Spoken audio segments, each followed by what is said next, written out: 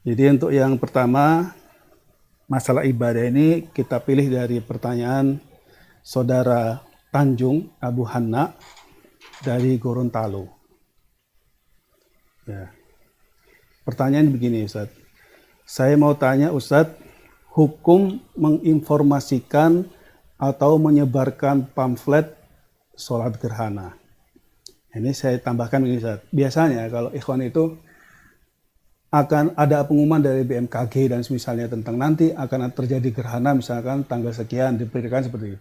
Nah, ikhwan-ikhwan atau kadang pengurus masjid dan seluruhnya itu mulai mengumumkan paling minimal sehari sebelum hari H atau bisa jadi beberapa hari sebelum hari H. Sehingga maksudnya biar mereka siap-siap nanti pada hari H mereka berkumpul di masjid untuk sholat gerhana. Nah, yang seperti ini bagaimana tentang apakah dibenarkan atau bagaimana, silakan. Alhamdulillah wassalatu wassalamu ala rasulillah ma ba'd. Kalau kita melihat fatwa Syekh bin Baz sama Syekh Ibnu Utsaimin, pernah ditanya kasus ini di fatwa beliau, ada dua titik yang harus difahami. Yang pertama, hukum pengumumannya apakah jadi patokan di dalam penentuan gerhana ataukah tidak. Poin yang kedua, hikmah dari gerhana itu apa. Pertama, kembali kepada nasnya hadis, kata Rasulullah SAW, fa idza ra'aitumuhu fasallu. Apabila kalian itu melihat gerhana, maka sholatlah. Itu kalau ditinjau dari ilmu bahasa, di situ ada idza dzarfiyah yang dia mengandung syartiyah, ada fi'il syaratnya, ada jawab syaratnya. Jawab syaratnya itu adalah sholat, fi'il syaratnya sholat, fi'il syaratnya adalah melihat. Berarti ta'liq penggantungan sholat itu terikat kalau melihat. Maka dari sini kedua ulama tadi berkata, apa yang telah ditentukan oleh Al-Falaq itu bukan mutlak kebenaran. Boleh dia mengkira-kirakan, akan tetapi yang menjadi acuan hukum adalah melihat.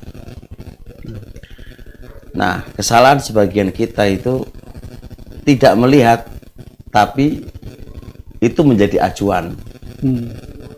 Dan itu sebuah kesalahan, kata beliau.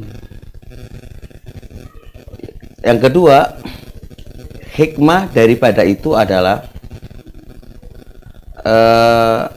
ketika terjadi gerhana, Nabi Yuna alaihi salatu wassalam itu amat ata musri'an ilal masjid, datang ke masjid dalam keadaan cepat-cepat.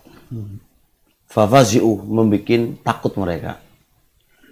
Menarik hikmah daripada itu, ketika sesuatu itu terjadi gerhana dengan secara tiba-tiba tanpa ada pemberitahuan lebih dahulu, maka hikmah itu terwujud kepada keadaan yang demikian itu. Langsung takut, kenapa berubah, jangan-jangan hari kiamat, kan begitu.